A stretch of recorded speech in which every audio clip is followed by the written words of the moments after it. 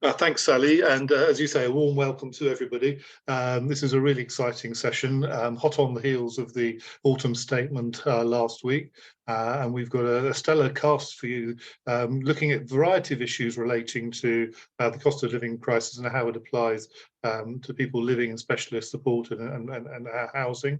And it's something that I know that many people have been concerned about, whether you are looking to fund new developments, whether you are operating existing schemes, whether you are a resident yourself and worried about fuel and utility bills or your rent levels, or want to make improvements to your own home to make them more energy efficient. So with that in mind, we've brought together 4 organisations and speakers from each who have got a vast amount of experience in these areas. So first up, we'll be joined by Jeremy Ince, who's Regional Manager for the Charity Bank, who's going to talk about some of the capital issues and the funding available. We're then joined by Joseph Elliott, a Senior Analyst from the Joseph Rowntree Foundation, who's done a lot of work at looking at the impact of the cost of living crisis for social renters. Laura's going to talk from a Welsh perspective. I'm really delighted that we're joined by her and the team from Community Housing Cymru. I know you got your annual conference tomorrow, so even more impressive that you've given your afternoon before to be with us. And Mark probably needs no introduction. He's well known to the HousingLIN. He's the design director at Westbody Architects, and he's going to be looking more at that retrofit side that I touched on just a minute ago. So you've got their Twitter handles here. Please do use social media about what you hear, share the findings and the learnings that you have. And also, can I just give a great thanks not just to our four presenters today, but also the UKRI Healthy Aging Challenge, who support and sponsor happy hours during the course of the year. More about them later on. But first up is Jeremy. So Jeremy, thanks very much for joining us, and look forward to hearing what you have to say. Well, good afternoon or almost good evening, everybody. Hi, my name's Jeremy Ince, and I'm a Regional Manager with Charity Bank. And I've been with the Charity Bank for about 15 years now, so an old hand. And my role is primarily to work with charities and community organisations, not just housing organisations, but we support the whole of the community and voluntary sector, and helping them to evaluate whether or not loan finance, which is primarily what we provide, is right as part of their funding mix for, in the main, capital projects. So I'm going to start. I've got a few slides to just try and help me keep me on the straight and narrow. So I'm going to start by sharing my screen. So just bear with me 1 second while I do the necessary with the technology.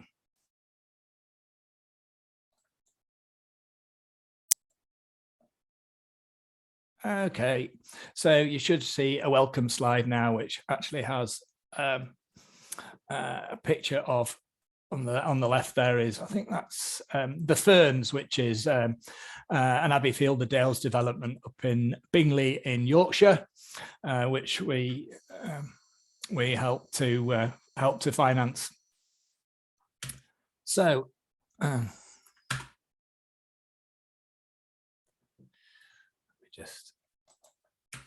there we go. Yeah, so a little bit about a very brief introduction to Charity Bank, first of all. So we are an ethical bank. So what does that really mean? So it means that we're owned by charitable trusts and foundations, and our business model is really simple and straightforward. We take deposits from private individuals and charities with surplus funds and pay them a reasonable rate of return on those deposits. We're a fully authorised bank, and we then lend those monies to organisations that might need to borrow. So we act as an intermediary, and we try and pay a fair rate of return on our deposits, and we charge as little as possible on our loans so as to make them affordable, with the difference being just the margin, if you like, to cover our costs. We've made over 1,000 loans and lent over 400 million over the past 15 years, 20 years, and I've just coming up to my £100 million sort of, I don't know what you call it, milestone in terms of loans that I have personally helped organisations access through Charity Bank. So Yeah, some quite big numbers for a small social bank. We're owned entirely by a group of charitable trusts and foundations. So any profits that we do make, which are hitherto have been very modest, all remain within the charity sector. And kind of says what makes us slightly different is that we only lend to charities and community groups. We don't lend to any purely private profit businesses. So we specialize in lending to the social sector and endeavor to tailor loans specifically around the needs of the organizations that we lend to. So what do we lend for? And particularly trying to keep it relevant to housing here. All things housing, particularly as it opposed to community housing. So general needs, affordable homes, market value, shared ownership, lots of specialist supported accommodation, almshouses, move on accommodation for people with additional support needs, be that people moving out of homelessness, mental health issues. Yeah, so very rewarding to kind of help make that happen, particularly when the cost of some of these properties can be prohibitive and may need debt finance as part of the mix. Often working with partnership with grant funders. So sometimes grant funders will contest directly where they can't fully fund a project themselves. And particularly an emerging theme recently, which is particularly relevant today, is loans to help with energy improvements and retrofitting enhancements to properties that will make them more energy efficient and save money for the owners and or the tenants. Yeah, and I suppose that's particularly relevant at the moment as we look towards the new regulations regarding EPCs and rental of properties from 2025 onwards, making sure that we can help some of our new clients and potential clients get ready for that and make sure that they're fully compliant. So what do we, how big are our loans? Well, 50,000 up to 5 million. We can do larger loans than that, but working in partnership with other social banks. So sometimes, working on a particularly large faith-based project at the moment with CAF Bank, long-term money up to 25 years. And we also provide development finance, which is unusual because there's not many people do that, particularly at the modest interest rates that we charge. And we don't charge any early repayment penalties. So if project goes well and cash flows strong, or you get a large bequest or grant, then you can make lump sum reductions without penalty. And we would only charge a penalty should you to refinance with another lender in the first 5 years. So yeah, patient and supportive lender, particularly in these challenging times where we've had to help clients through COVID and now through, in many instances, much higher interest rate environment. But we're still out there. We're still doing business and helping clients.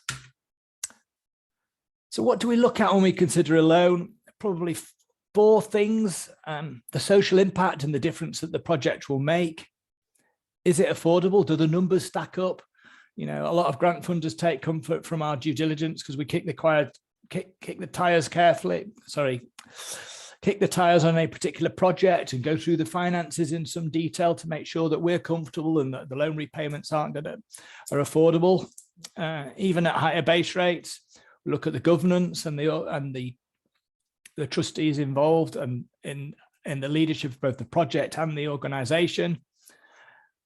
And lastly, what happens if it all goes wrong? We take a legal mortgage over the property or home.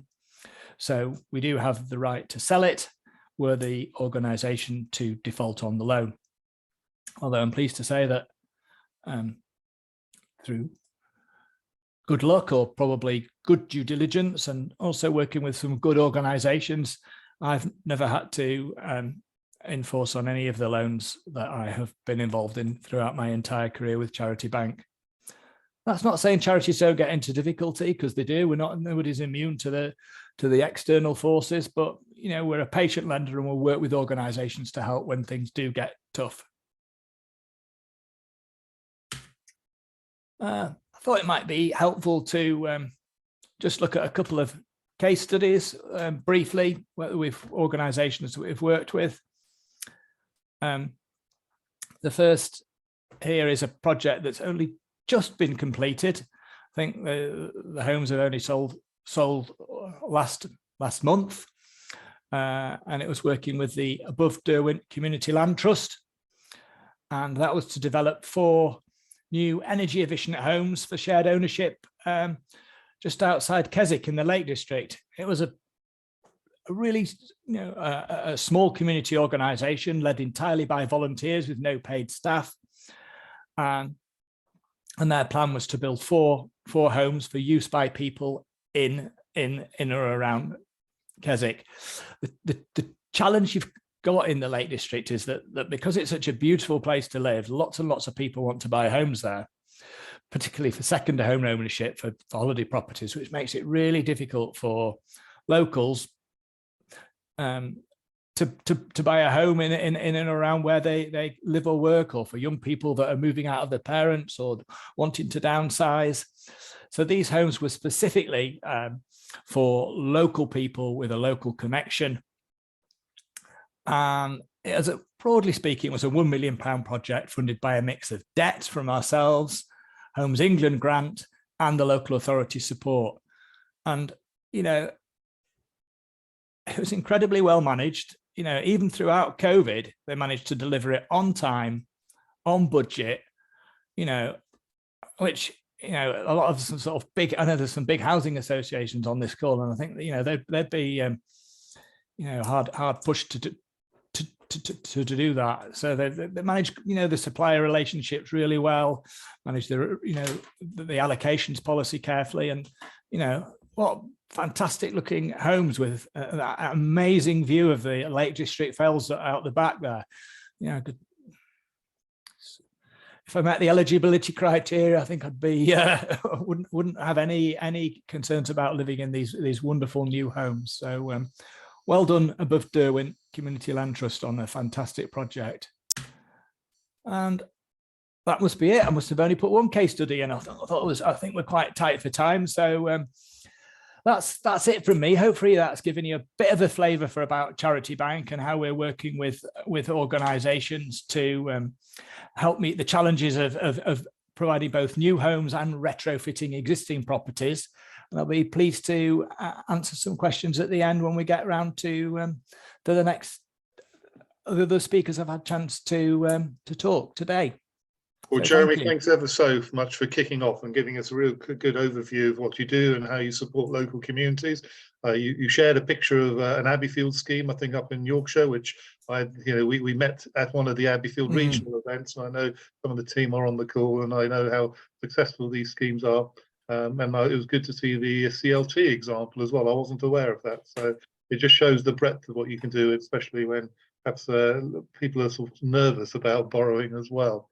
But we're going to move on to a slightly different take, which is more around the social rented side and thinking about the impact, and perhaps a bit more deep down around the cost of living crisis. Joe, you've done a lot of thinking about this, analysis and actually guidance. So over to you. Thanks, Jeremy. Does Jeremy need to? Yeah, that's okay. Yeah, if Jeremy can remove your slides for me there so I can put mine up. Brilliant, thanks. Just 2 seconds while I share my screen. And for those of you who are wondering, Joe is actually outside, so I hope you stay warm, because I know you were dashing between meetings. So thanks for being able to join us in these sort of circumstances. I've had another presentation with them, Wandsworth Council, that overran slightly, also on cost of living, so it's very much on topic. Yeah. So I'm Joseph Elliott. I'm a senior analyst at the Joseph Rowntree Foundation, and those not familiar with us, we are an anti-poverty think tank and social change organisation working to end poverty in the UK. And I'm just going to talk through some of our analysis on the sort of context we found ourselves in before we came into the cost of living crisis. I'll discuss a little bit about the economic context that we're in now, and then the impact that the cost of living crisis is having on low-income social renters specifically. And then I'll kind of talk a little bit about the autumn statement as well, and some of the support that the government has made available for low-income households. I guess the first point I would make is that we weren't necessarily in a particularly good position before we came into the cost of living crisis. I think we're sort of characterizing the cost of living crisis as a crisis that has sort of moved up the income distribution, and more people on middle incomes are feeling the impacts of this. Before we even got here, there was huge numbers of people who were experiencing a real extreme amount of hardship, and there are a lot of different indicators you can look at to see those impacts. The level of poverty itself has remained relatively constant over the last 20 years, but for some groups, poverty rates are much higher. So, for example, children in large families, poverty rates had been falling for them into the early 2010s. Since then, poverty rates have increased quite substantially, and around 1 in 2, like half of children in large families are living in poverty now. Across other metrics, the Joseph Rowntree Foundation commissions a destitution report from Loughborough University, and between 2017 and 2019, we found the number of people who'd experienced destitution within that year had increased by 54% to around 2.4 million people. Other metrics exist as well. You can look at the food bank data on the number of food parcels handed out. By 2021, the number of food parcels had doubled since 2015 to around 2 million food parcels handed out in 2021. And NHS malnutrition statistics, the number of people who are admitted to hospital diagnosed with malnutrition has tripled over the last 15 years.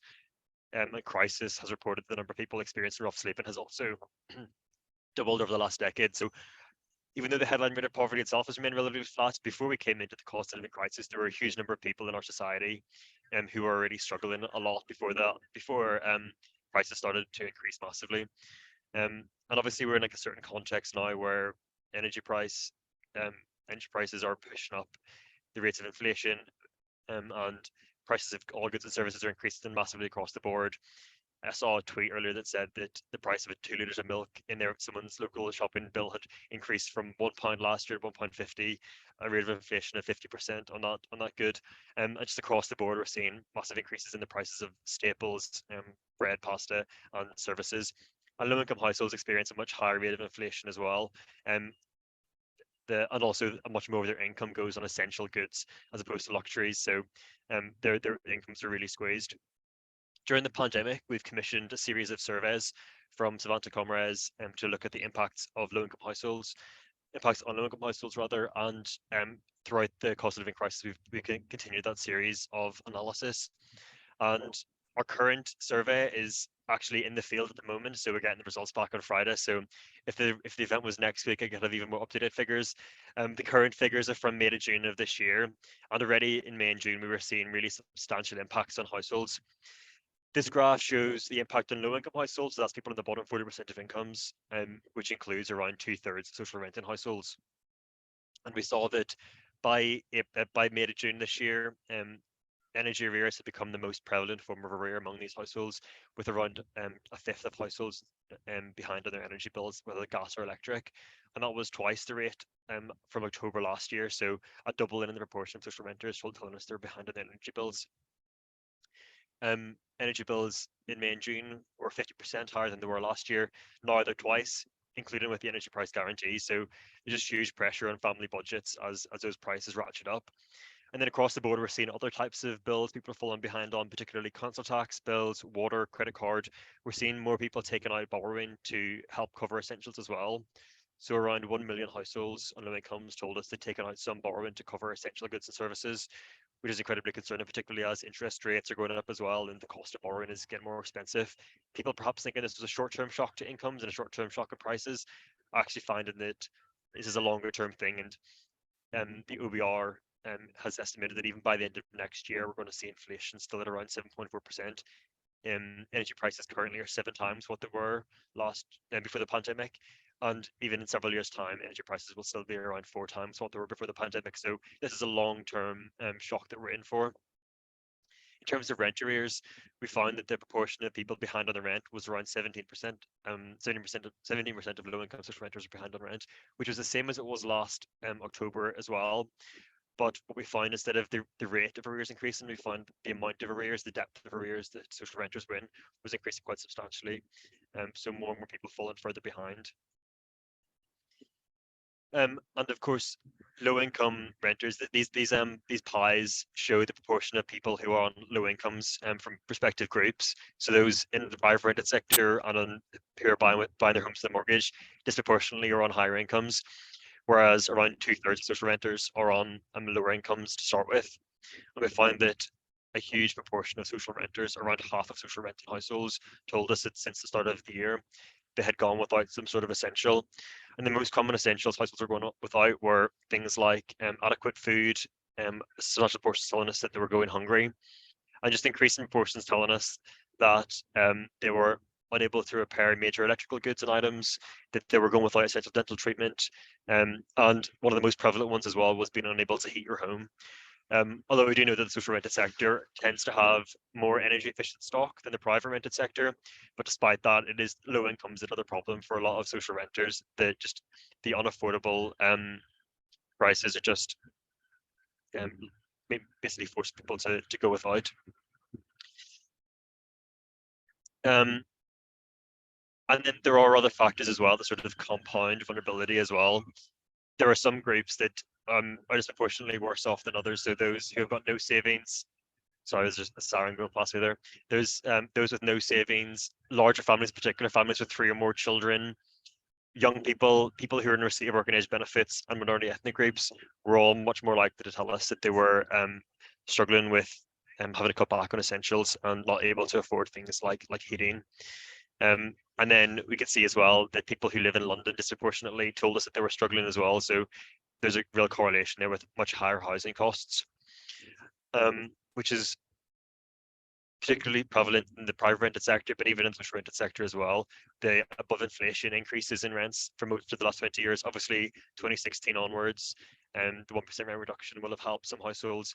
I know that for social supported housing, obviously the rent reduction was there was a further rent reduction was delayed by a year as well. But the increasing costs of housing for low income households is particular pressure as well. That said, the government has made a lot of support available, and sorry, this is quite a chunky slide with a lot of information on it, but these are some of the support packages announced by the government last week at the autumn statement. And there is a huge amount of support there. I'll not go through everything in detail, but some of the things like increasing benefits in line with inflation is a huge win, and we're really happy to see that happening, as well as having the benefit cap increase with inflation as well. The social rent policy was kind of confirmed last week as well. The social rents are going to be increased by a max of 7%. I think there is also an exemption for supported housing there as well. So social housing providers can increase their rents by more than that. And most supported housing users will be in receipt of full housing benefit, which is protected anyway, so that won't impact their incomes. Although there are around a third of social rented households who don't receive any support through the benefit system, who will be kind of bearing the full brunt of that increase in housing costs. And the average increase will be around £350 annually for a social renting household. So for those who don't receive any support, that is quite a substantial hit to their incomes.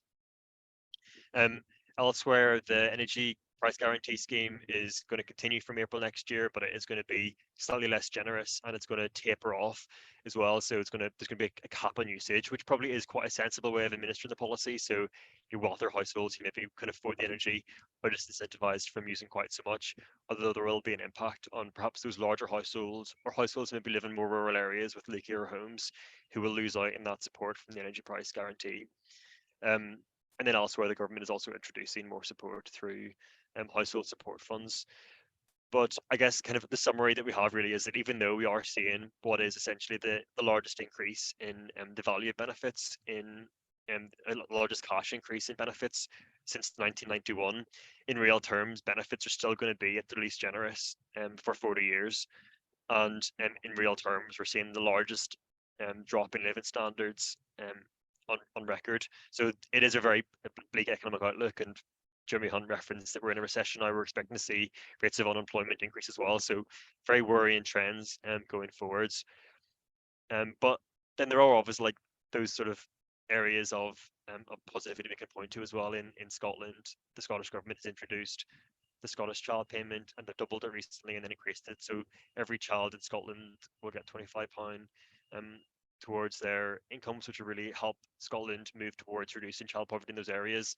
And we can see as well many local authorities and councils and just local charity groups as well stepping up to the plate and taking action to help the local households. So even though it is quite a bleak picture, there are also really good examples of where people are making a really positive change and delivering really positive outcomes for the communities as well. But I will wrap it up there and happy to take any further questions towards the end. Thank you very much. Joe, thanks. That was really helpful, sort of looking at, a range of issues there which are drawn to our attention, both sort of some of the challenges around the economic sort of situation, but also the impact on food insecurity to fuel poverty. And I'm sure these are points that Laura will touch on in your sort of presentation. So we'll come back to questions. There are a few coming in. Do remind people to put them into the Q&A box. But Laura from CHC, welcome. What's it like in Wales? Thank you so much for inviting me to talk about that today, and I will be kind of reinforcing a lot of the stuff that Joe was talking about as well. So apologies for the kind of crossover. I'm Head of Policy and External Affairs at Community Housing Cymru, or CHC for the sake of speed. CHC is the representative body for housing associations in Wales.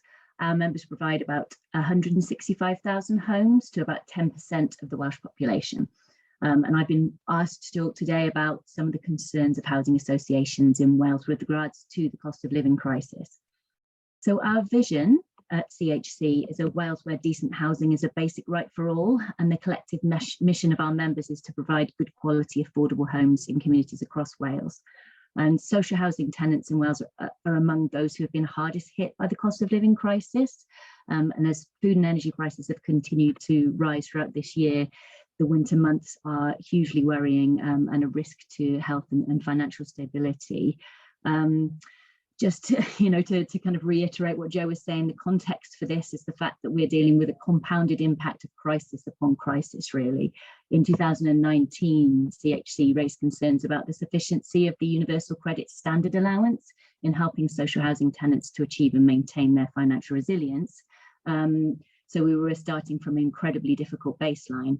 Then the impact of COVID-19 was stark and put pressure on people in a wide range of areas, not just in terms of loss of earnings, but also in terms of household bills whilst at home.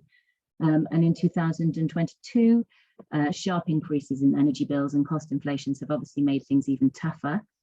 Housing associations in Wales are seeing the cumulative impact of this firsthand, and they take their responsibility for supporting tenants very seriously, and so are directing a great deal of resources towards helping their communities. To support tenants on the front line, housing associations employ skilled and experienced members of staff that provide advice, guidance and support with accessing financial support, and also work closely with partner organisations such as Citizens Advice. There are clear routes for us to accessing financial support to help people to pay their rent through universal credit and discretionary housing payments, and housing associations go through these applications with tenants. But in addition to this, they're also providing support with the higher cost of daily living expenses around food, energy prices, etc. So, for example, in North Wales, housing associations ADRA and Group Cynefin have joined forces with Anglesey Council to jointly fund energy wardens who provide tenants with advice in terms of switching energy suppliers and tariffs. 2021, 377 tenants accessed this service, amounting to about £134,000 worth of warm homes discounts. Other associations are providing food bank vouchers to those in need and working with community groups to set up local pantries. So in North Wales, Cartrefi Conwy staff have been working with tenants who've created their own group to provide children on the estate with healthy lunches during school holidays. Where needed, housing associations work with tenants to help them to access good quality and sustainable employment. And many dedicate resources to helping tenants to develop skills and access training and advice. In South East Wales, United Welsh and Tycalan have worked together to form Working Wardrobe, which is a project supporting people to access clothes for interviews. So one of the things that we've been highlighting as CHC through our policy and advocacy work is that the demand for financial support from housing associations has increased sharply this year. So in September 2022, we spoke to 16 associations to gain a better understanding of the demand for financial support amongst their tenants. And across these associations, 1,300 tenants have been referred for financial support between August and September alone, so in just 1 month. 13 out of the 16 operated a hardship fund to actually directly provide money to tenants. And total funding for this rose from 403,000 in 2021 to 525,000 in 2022. Housing associations themselves are obviously not immune to the cost of living crisis, and one particular area of concern at the moment is the impact of sharp increases in energy costs for associations that provide care and support services. So as you know, reliable warmth is crucial for the health and well-being of this group of tenants, and they use higher amounts of energy than others. So while the non-domestic energy support package announced by the UK government is welcome, our research shows that in Wales this is not enough to offset the spiralling costs.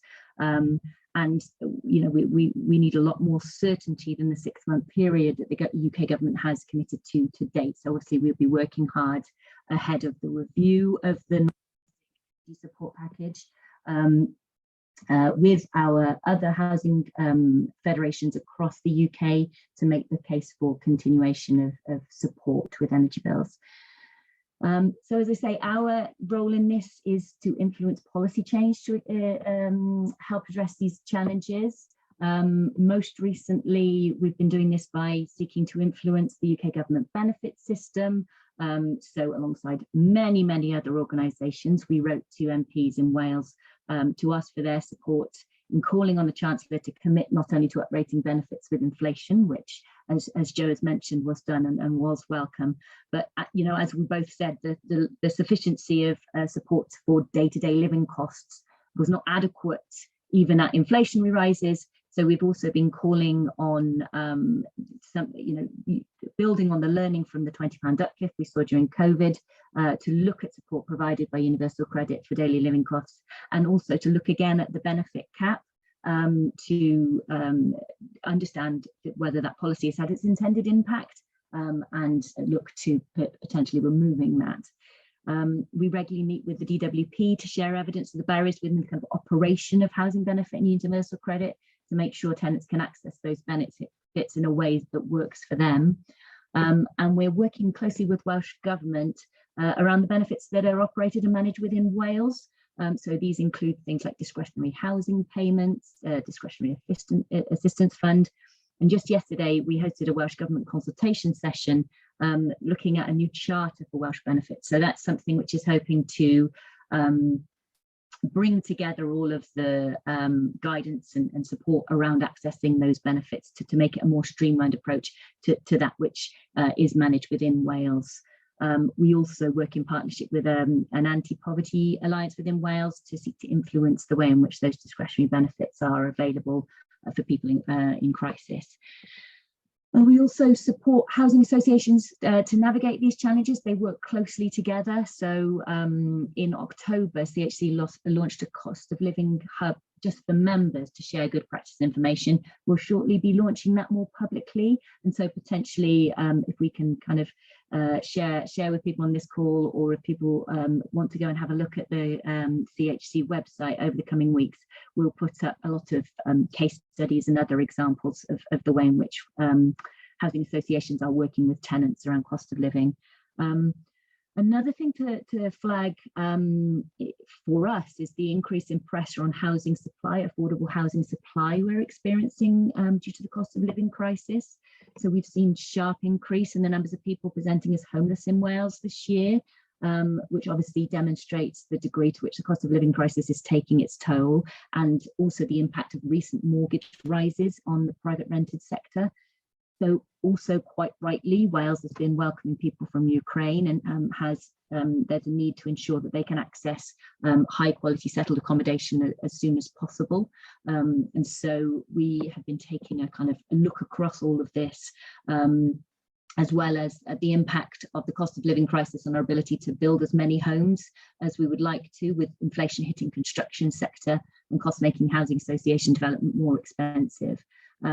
So Welsh Government is working with us to address this, and most interestingly, we've had a strand of capital funding that, in addition to the money dedicated to building new low carbon homes, is looking at increasing the supply of social housing stock through remodelling where that's an option, or buying properties to bring up to the Wales Housing Quality Standard, and through schemes such as mortgage and rent rescue, which help to keep people in their in the private rented sector in their homes. And finally, just a kind of note on the different political contexts within Wales, we have a 3-year cooperation agreement between the Labour-led Welsh Government and Plaid Cymru, which has led to commitments to legislate on the right to adequate housing, to consider the case for further devolution of benefits to Wales, and to establish a national construction company, remit still in discussion, to make it easier to build more social housing. So we are striving alongside housing associations to try to use any opportunities that we can, and to do everything we can within our remit to improve and increase the support opportunities available to really help social housing tenants and tenants moving through from the private rented sector during this cost of living crisis. So I want to leave it there for now. Well, Laura, thank you ever so for a real wide-ranging presentation about the amazing work that you're doing with your members, and also some of the issue challenging the sector in Wales. And I think if you are able to open some of the information that's coming up from that hub on the cost of living, I know our Welsh members will be really excited to, many of whom are already members of CHC, but those beyond that will be very interested in sharing their lessons. So I know from service charges to look at fuel, sort of communal parts for heating, right through to worries about people moving to shared ownership, where they're worried about whether those interest rates will be held or not for the first 2 to 3 years. Yeah. Well, look, you touched on a number of things, including sort of specific monies in Wales for retrofit, and that's quite a good link over to Mark, because you're going to look a bit more around some of those issues, not from a policy perspective, but from a built side. So, Mark, we'll move quickly on from Laura over to you, and do keep some of those excellent questions coming into the Q&A box. Thank you very much, Jeremy. So I'm just going to share my screen.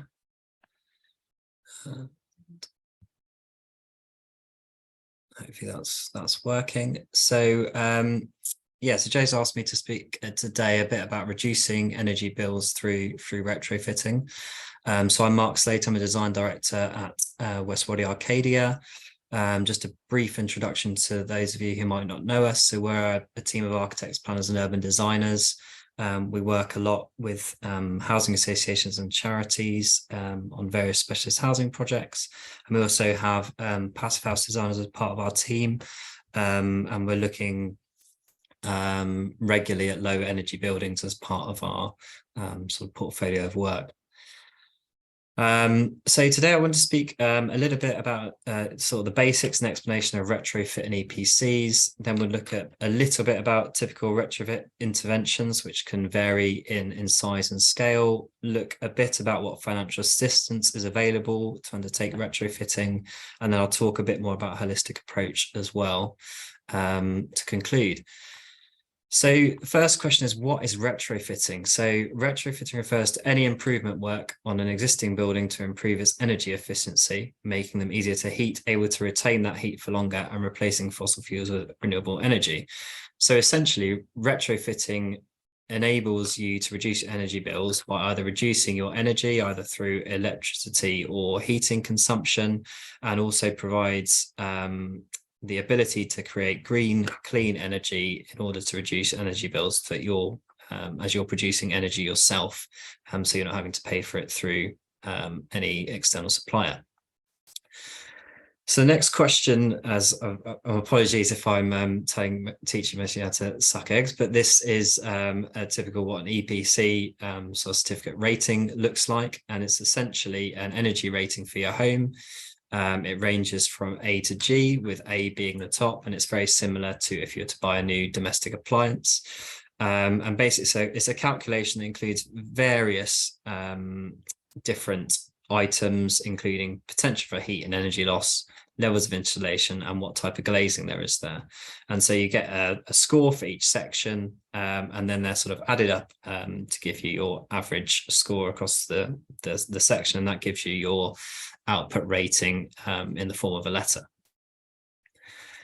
So just as a brief overview of where EPC ratings currently are in England and Wales as an average. So currently both in both areas, they're band D with scores of 67 and 65 respectively.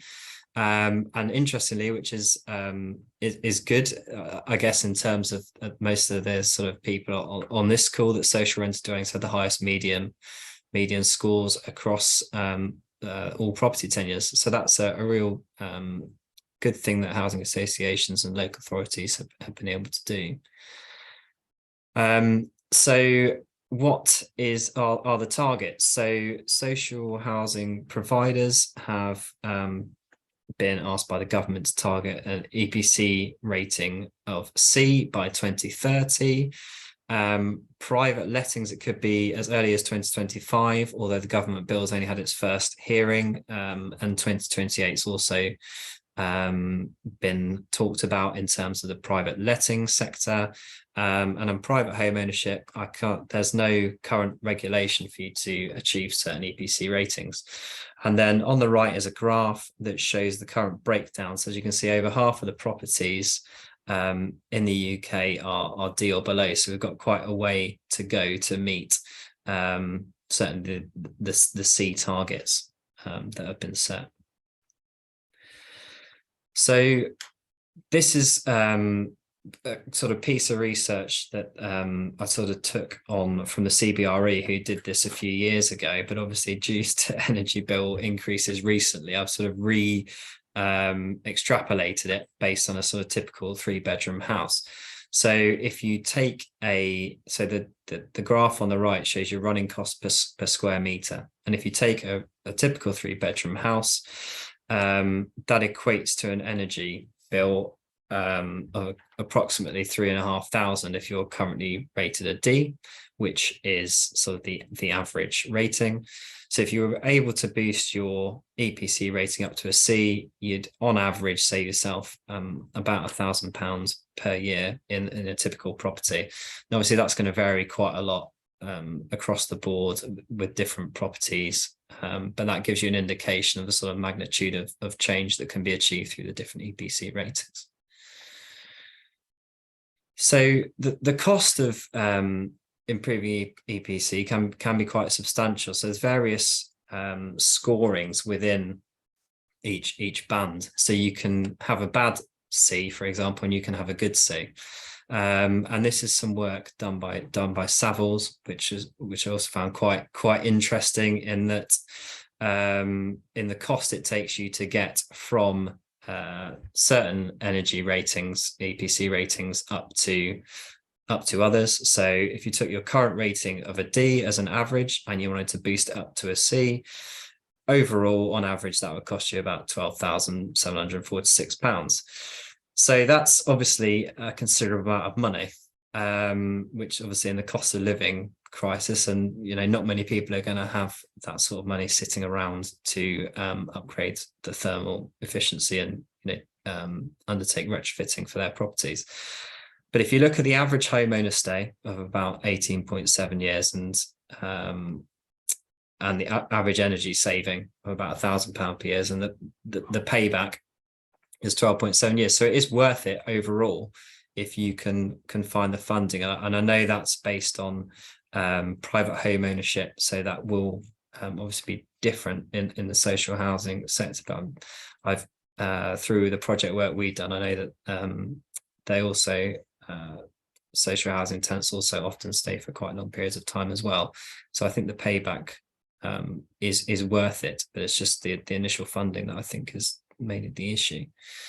So I think the first step you've got to understand is where your energy is lost in the property before you can start to undertake any retrofitting. So the minimum is to pay for a proper EPC assessment and have someone really get into your home and have a good look around. And then CIBSE have suggested that 30% of heat loss is due to air infiltration. So an air test would be beneficial, which is essentially where you put this piece of kit by your front door and see, you can then assess where the air is leaking out your property. And heat mapping would also be beneficial to see where heat's being lost in your home. So in terms of retrofitting sort of interventions, I've sort of categorized these into 4 main sections. So you've got improved insulation and air tightness, improved services, improved controls, and then you've got your renewable energy solutions. And as you can see, there's, for example, on the insulation, 53% of D-rated properties are currently uninsulated, which is quite a high proportion of them. So we take a first one that often comes up on EPCs when people have them done as a recommendation is to have loft insulation installed. And typically this should be a minimum of sort of 270 millimeters, so about the size of a standard ruler that you used to have at school. On new builds, it's typically about 400 mil. So that's a sort of if you can get to that level, that'd be great. Generally, it's quite low cost, easy to install. People, if you're able to, you can install it yourself.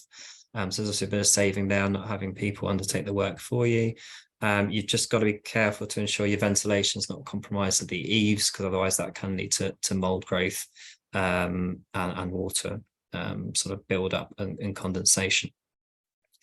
And then there's some figures on each of the retrofitting interventions of a typical cost and a typical saving per year. So you can see a rough payback period. Now that obviously will vary across the country in different regions, and also depending on who your energy supplier is and the size of the property.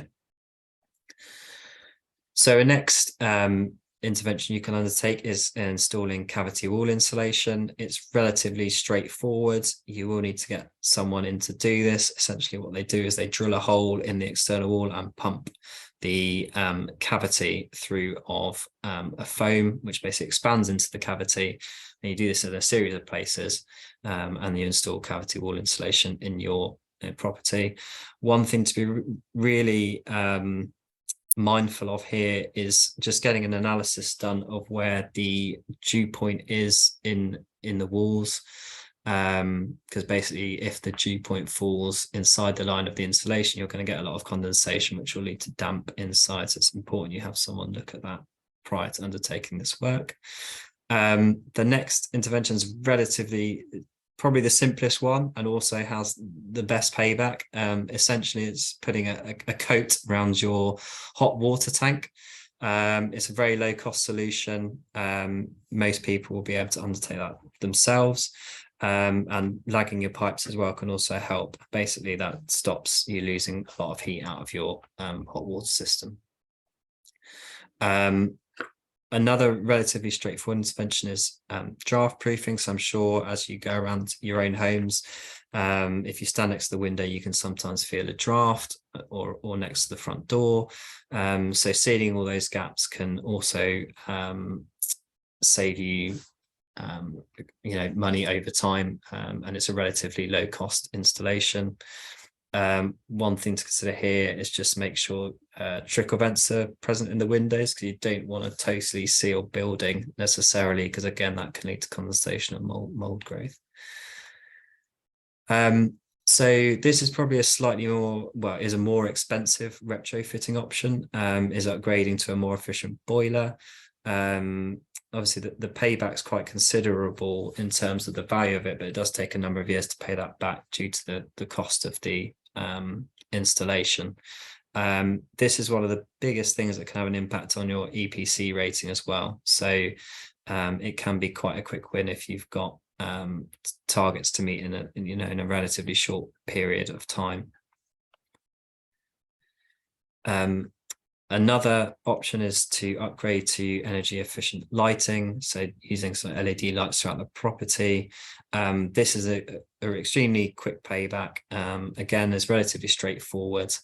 You just got to make sure if you've got dimmer switches, you need to make sure they're compatible, because I've had the issue where I put LED light bulbs in my house, and they just flicker and don't work if you don't have the right switch. So that's just one to note. One thing that a lot of properties on the sort of lower EPC ratings don't have is a thermostat. So it's really, really important you're able to control your heating, either through a traditional thermostat or even better, a smart thermostat you can hook up to your phone. It gives you, control over when you heat the spaces, and it also gives you a greater awareness of usage. I think if you're sort of able to control it with your phone, and rather than on a timed thermostat where you might be having it set on a sort of daily routine. If you go out and you forget to set your timer off, you can control on your phone, which is great. And again, that payback can be quite significant, although it does wholly depend on the user really to control that. So the most sort of common renewable retrofit solution that's on EPC certificates is generally solar panels. So the payback on this is getting much shorter. Obviously, the cost is a huge cost to install solar panels on your roof from scratch, but the payback is significant, and it also builds in a bit of resilience to your property. I know there's been talk in the media about power cuts and things, and this will provide you with some element of self-sufficiency in terms of producing your own energy and using it for electricity within your home. So there's many other solutions. I've listed a few out here. A common one that we come across is installation of heat pumps, and whether that's a worthwhile retrofit solution. They are very expensive to install generally, and that's not only because of the heat pump itself, but because of the lower temperatures associated with heat pumps, you will need to generally install larger radiators or install underfloor heating within your home, which adds a huge amount of cost, and also quite a lot of intrusive work into a property. So what help is there? So I sort of split this into two different sections, which I thought might be useful. So there's a huge fund from government of 179 million to improve properties with an EPC D or lower up to get up to a C. There's lower interest rates also available on certain loans if the RBA Climate Challenge 2030 is met, which is quite interesting, and is quite a recent thing that's come up on one of our projects, which basically, the RBA Climate Challenge sets out some goals for properties in terms of energy efficiency and water usage. Basically, if you can meet those targets, then you can there's certain funders that will reduce the interest rates on loans. There's Smart Export Guarantee, which basically enables larger generators to receive payments, a bit like a feed-in tariff from PVs that people might be aware of. And there's also the boiler upgrade scheme, which is basically funding for heat pumps in buildings. And then for individuals, there's various payments for available for people most in need, so winter fuel payments and etc. And I've got a list of those at the bottom of the sort of presentation, which will be sent out to everyone. You can get grants through your energy companies. It's really worthwhile trying to contact your energy companies and see what's available for retrofitting. There's the Energy Company Obligation Scheme, which is similar to the above, which provides assistance with certain elements of retrofitting. There's the Green Deal. Now this was a big government initiative a few years ago to basically give people money to undertake retrofitting. It didn't really work out very well, but there is still a bit of finance around. It's a finance offer rather than a grant offer itself. And then there is still feed-in tariffs for PV panels and sale of renewable energy back to the grid. They are a lot lower than they used to be when sort of PV first became sort of on the scene, but they still give you some money back. So we been thinking about how a holistic approach can be undertaken to this. So a lot of our work in the specialist housing sector, we have an aging population, as I'm sure many of you are aware of. And it'd be really good if, while undertaking retrofit works, particularly for registered providers, as whether accessibility improvements can be undertaken at the same time, such as widening doors if you're installing new doors, which are better glazing. If there's any level differences, can you add floor insulation in? We've done that in a property where we had to raise the floor up because there was a bit of a step down into the property, and that sort of killed two birds with one stone, which is great. If introducing new controls, can they be set at a lower height? In a lot of properties, obviously, controls are generally in quite hard to reach locations. Same with window handles. And if you are looking at doing sort of internal lining insulation inside the property, you've got to make sure that doesn't compromise widths of or sizes of rooms. So just a few other things to bear in mind is planning. So any external alterations might require planning permission. There are exceptions to listed buildings where you don't have to hit EPC targets, but also in conservation areas, you might be limited on your options. So it's worth researching that. Lifestyle, reducing demand is the best way to reduce costs, and I know that not everyone has the luxury to be able to reduce the demand, because people are really struggling, and they're not even turning the heating on anyway. But smart meters, installation of smart meters can help awareness of what you're using your energy on. Another thing to bear in mind is this is more for private homeowners, but a lot of sort of environmental social governance of mortgage providers, they're looking to increase the number of A to C properties in their portfolios. So I wonder if in the future this might drive the sort of regulation on the private properties, and you can also get lower mortgage rates for EPCs which of properties that have an EPC rating of A and B by some providers, which is quite interesting.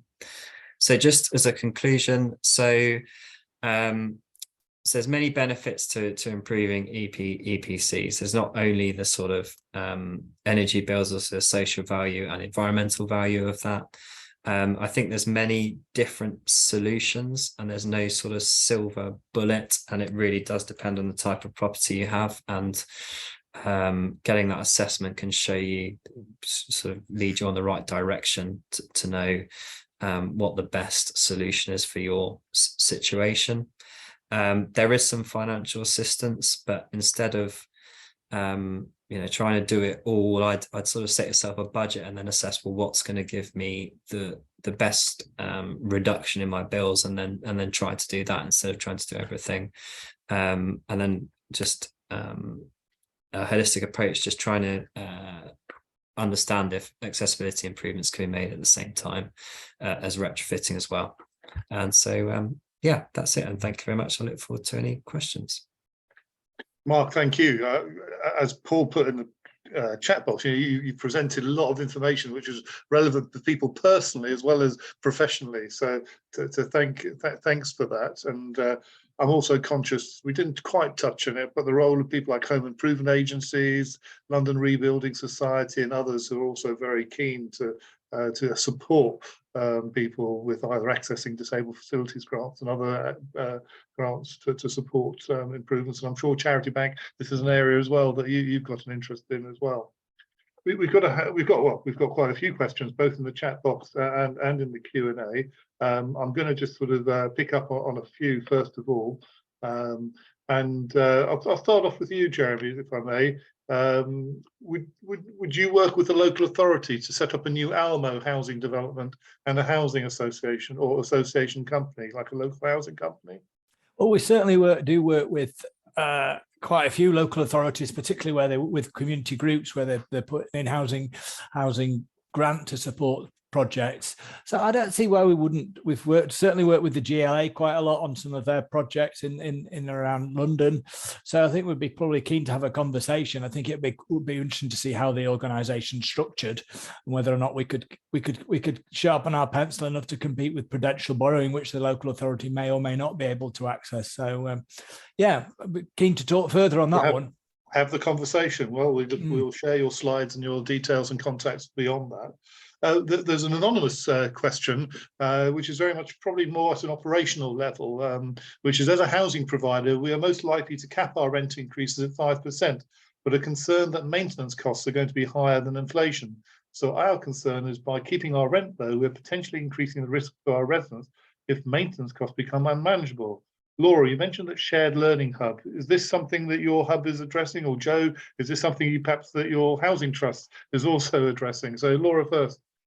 A few things here. So firstly, I have to just do the standard thing, which is to say that the policy landscape in terms of rent and affordability and in terms of EPC, etc., is different in Wales.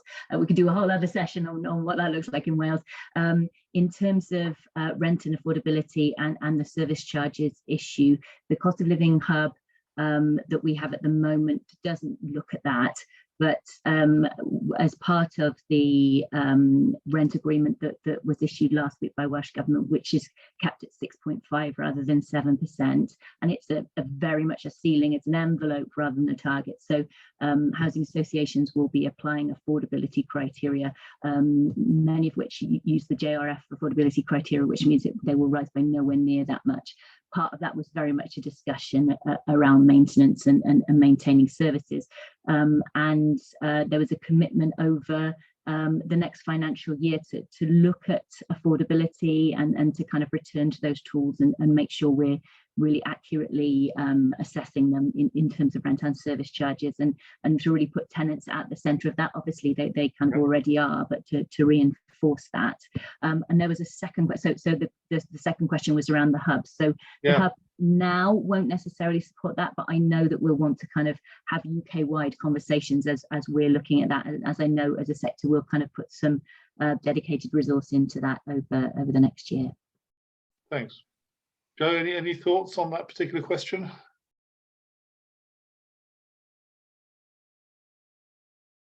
Don't know if you can hear me.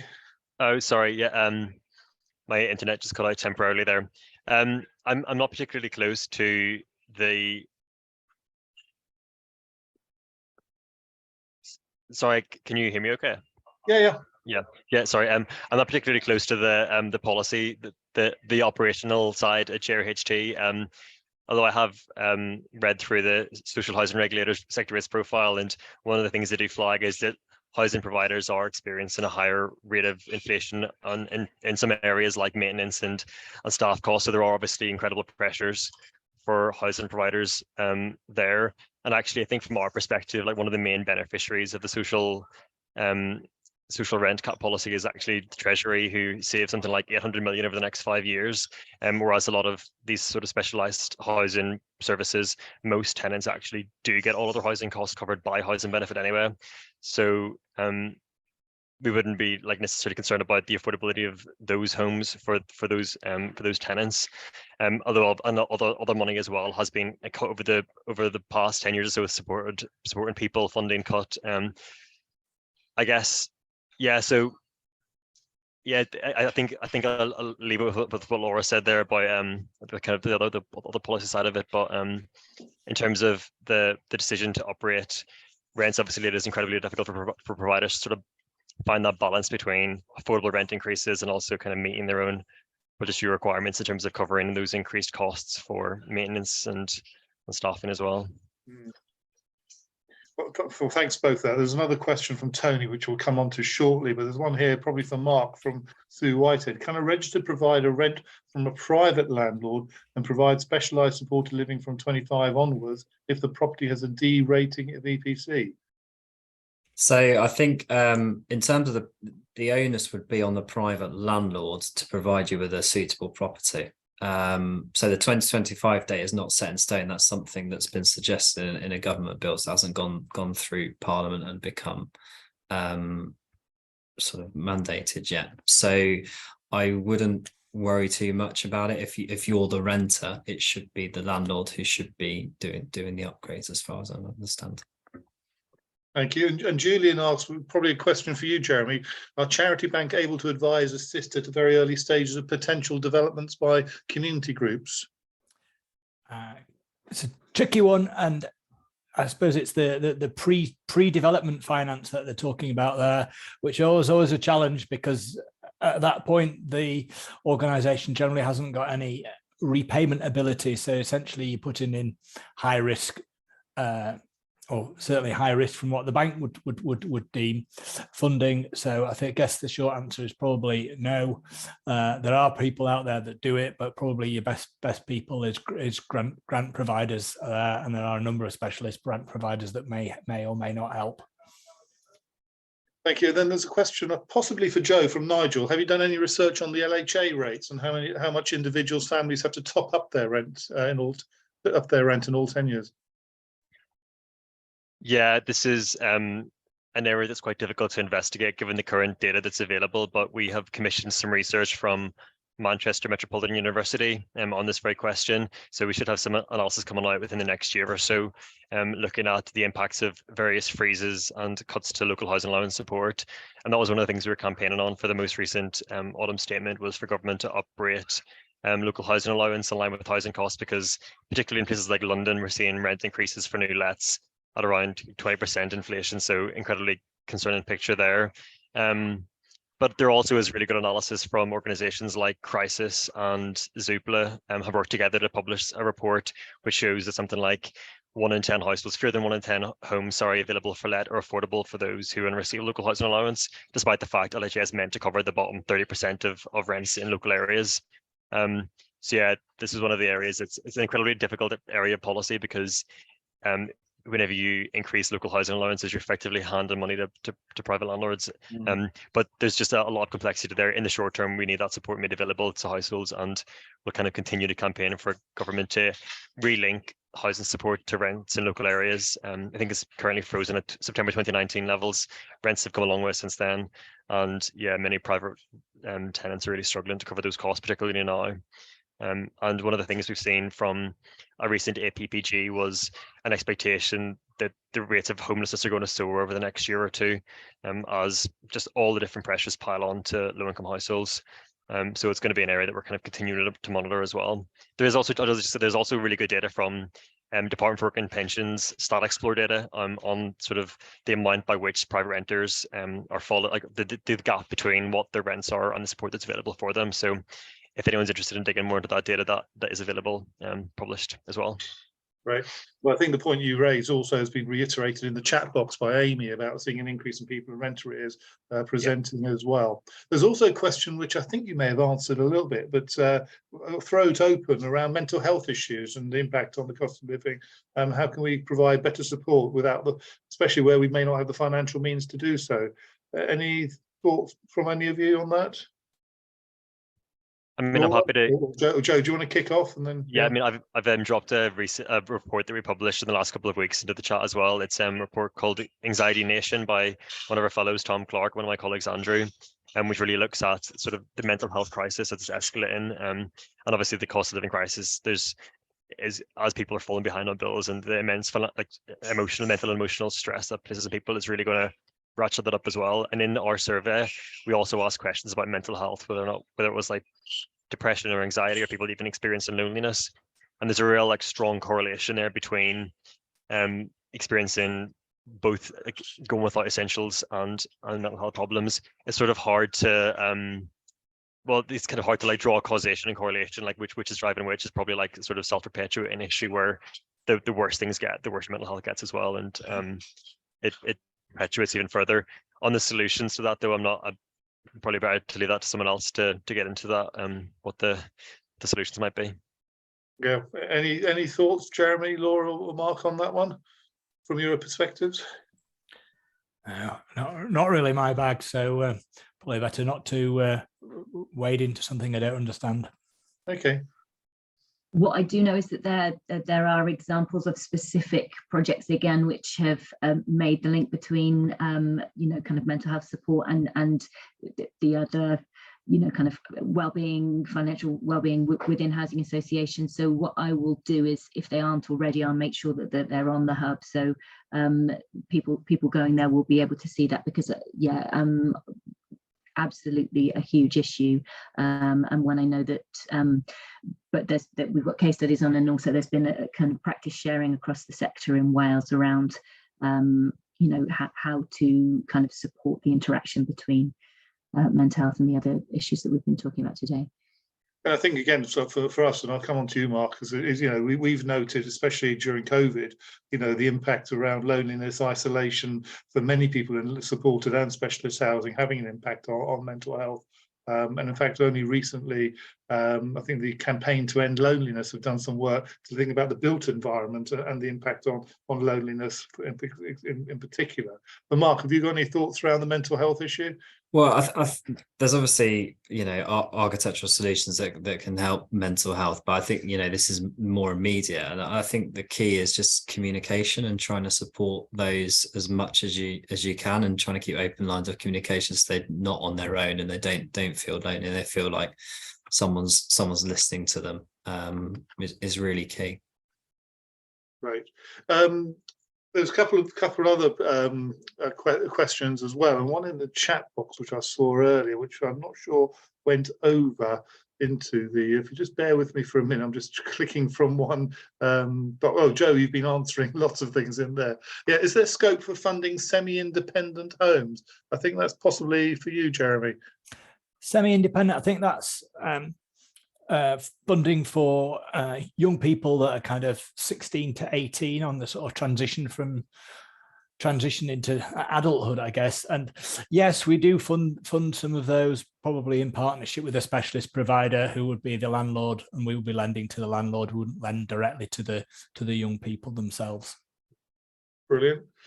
Let's just go back down. So Caroline asks, in order to bring forward specialist housing, how important are additional grants from local authorities to make developments stack up financially? Jeremy, again, I think in your presentation, you talked about the land trust.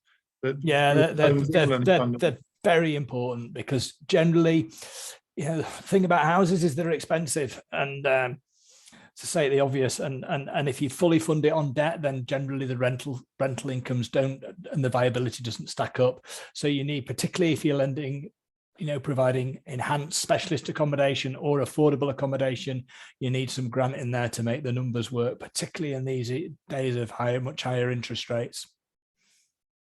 And I see that Faye's answered one of the questions as well, just so Liquid provided some information on the CAF, which I think you referred to earlier as well, Jeremy. Paul raises a question for Joe. Have you seen much evidence yet of older people or families taking up the Warm Spaces initiative? To be honest, that's not something I'm particularly familiar with, so I'm not sure if anyone else has thoughts on that one. Mark, maybe? I don't know.